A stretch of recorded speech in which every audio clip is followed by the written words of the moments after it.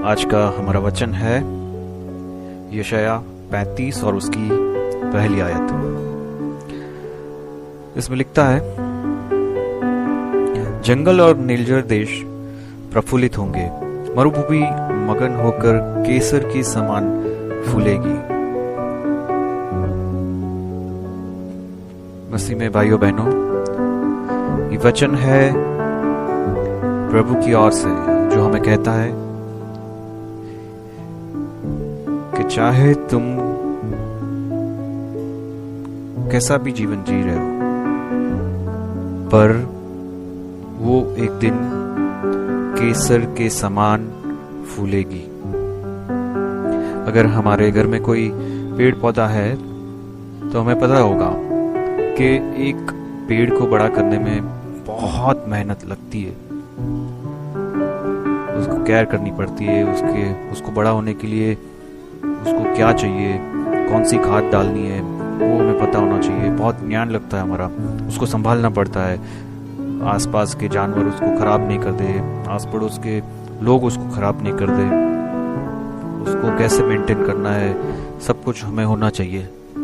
पर प्रभु यहाँ हमें बता रहा है कि जैसे केसर फूलता है ऐसे हमारा जीवन भी फूलेगा।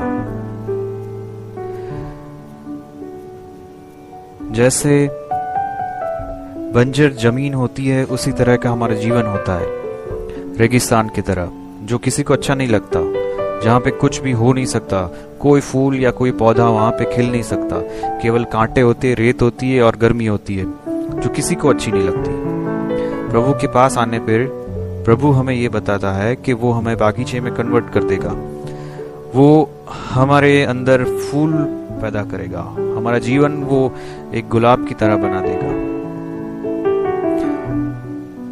और ये काम केवल प्रभु यीशु कर सकता है, बाकी कोई नहीं कर सकता। क्योंकि हम अपने आप में तो बहुत करने की कोशिश करते हैं, पर हम नहीं कर सकते। जब तक प्रभु हमें कन्वर्ट नहीं करता तब तक उसमें कुछ नहीं हो सकता। जैसे आप अगर देखें तो मरुभूमि में हम कितना भी पानी डालें वो चला जाएगा, उसमें से कुछ बाहर नहीं आ सकता। मरुभूमि एक ऐसी होती है कि जिसमें से कुछ अच्छा नहीं निकल सकता। उसके लिए कोई एक्सपर्ट चाहिए जो उसको कन्वर्ट करे, जो उस भूमि को कन्वर्ट कर दे और उसमें से फूल उगाए। आज हमारा जीवन, कई हमारे में विश्वासी ऐसे है कि जिसका जीवन मरुभूमि के समान है, जिसमें से कोई फूल नहीं उग रहा, जिसमें से कोई फल नहीं आ रहा। क्यों? क्योंकि वो जीवन प्रभु के हाथ में नहीं है, वो प्रभु के बाड़े से बाहर है।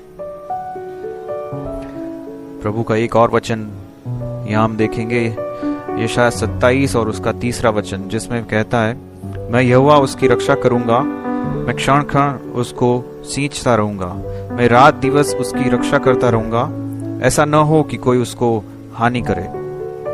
ये काम कौन करता है? पहली कलम में बोल रहा है कि मैं यहोवा उसकी रक्षा करूंगा। करने वाला कौन है? यहोवा है। यहोवा उसकी रक्षा करता है। कई बार हम अपने आप के बलबूते पे सब कुछ करने की कोशिश करते हैं, तब हम फेल होते हैं और तब हमारा जीवन वापस से बंजर हो जाता है, मरुभूमि हो जाता है, हमारे कोई फल नहीं आ सकते। जब प्रभु उसकी रक्षा करता है, जब वो सींचता है, तब उसमें से फल आते हैं। कई प्लांट्स ऐसे होते हैं जिसको हर रोज पानी की जरूरत होती है, हर रोज उसको खाद की जरूरत पड़ती है। पर यहाँ परमेश्वर का वचन 27:3 में हमें क्या कहता है? मैं पल पल उसको सींचता रहूंगा, दिन में 1 बार नहीं, 2 बार नहीं, 3 बार नहीं, पर परमेश्वर का वचन कहता है पल पल उसको सींचता रहूंगा। कितना अद्भुत वचन है। एक परमेश्वर खुद अपने लोग को सींचता है, वो कोई हानि नहीं होने देगा। बस एक काम हमें करना है, जिस भी कंडीशन में हम हैं उस कंडीशन से वापस आके प्रभु यीशु को अपना सब कुछ सौंप दे और तब वो उसको फल लाने वाला बनाएगा। जैसे यूहन्ना में कहता है ना कि मैं द्राक्ष बाड़ी और तुमको मुझसे जुड़ के रहना है, तभी आप फल लेके आओगे। बस यही वचन आज के लिए हम यहाँ अटकते हैं और आइए प्रार्थना करें। ए हमारे परमेश्वर, हमारे पिता, हमारे जिंदा खुदा, हम हमारा जीवन आपको समर्पित करते हैं। आप उसको फल लेने वाला बनाइए। हमारी सारी अड़चनों को दूर कीजिए, हमको नम्र कीजिए, हमको नीचा कीजिए, हमको तोड़िए। मरुभूमि से आप हमें केसर के समान बनाइए, प्रभु यीशु के नाम से, आमीन।